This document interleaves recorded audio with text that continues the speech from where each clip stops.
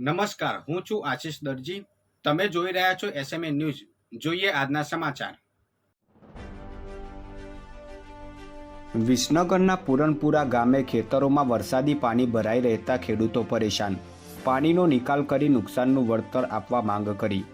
વિસનગર તાલુકાના પૂરનપુરા ગામથી સદુટલા ગામ તરફ જવાના રોડ ઉપર આવેલા ખેતરોમાં વરસાદી પાણી ભરાઈ રહેવાથી ખેડૂતો પરેશાન થઈ ગયા છે. છેલ્લા કેટલાય દિવસોથી વરસાદે વિરામ લીધો છે, પરંતુ ખેતરોમાં ભરાયેલ પાણી ન ઓસરતા ખેડૂતોના પાકને નુકસાન થવા પામ્યું છે.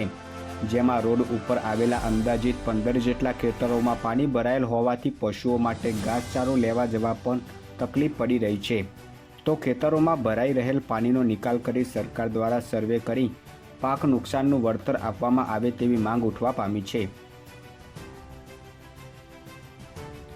દહેગામના વાસના સોગઠીમાં એક સાથે 8 અર્થી ઉઠી. સ્વજનોનું હૈયાફાટ રુદન. કોણ કોના આંસુ લૂછે એવી સ્થિતિ.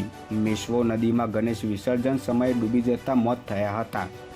ગાંધીનગરના દહેગામના વાસના સોગઠી ગામે મેશ્વો નદીમાં ગણેશ વિસર્જન સમયે ડૂબી જતા 8 લોકોના મોત નીપજ્યા હતા.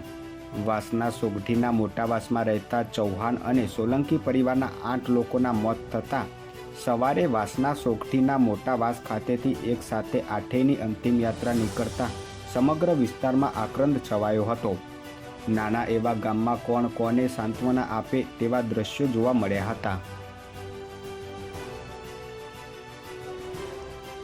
પાટણના પીજારકોટ વિસ્તારમાં ભૂગર્ભ ગટર ચોકઅપ બનવાની સમસ્યાથી પીવાનું પાણી દૂષિત આવતું હોવાની રહીશોની બૂમ. પાટણ નગરપાલિકા દ્વારા જ્યારથી શહેરમાં ભૂગર્ભ ગટરની સુવિધા કાર્યરત બનાવવામાં આવી છે, ત્યારથી જ શહેરના વિવિધ વિસ્તારોમાં અવારનવાર ભૂગર્ભ ગટરો ચોકઅપ બનવાની સમસ્યાઓ સર્જાતી હોવાના દ્રશ્યો જોવા મળી રહ્યા છે. તો ચોકઅપ બનેલી ભૂગર્ભ ગટરની સમસ્યાને કારણે પીવાનું પાણી પણ દૂષિત અને દુર્ગંધયુક્ત આવતું હોવાથી લોકોમાં રોગચાળો ફેલાવવાની ભીતિ પણ સેવાઈ રહી છે.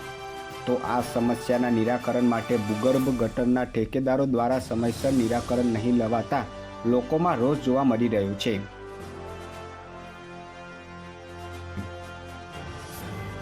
વડાલી નજીકથી પિકઅપ ડાલાના ગુપ્ત ખાનામાંથી 720 બિયરના ટીમ સાથે ચાલક ઝડપાયો.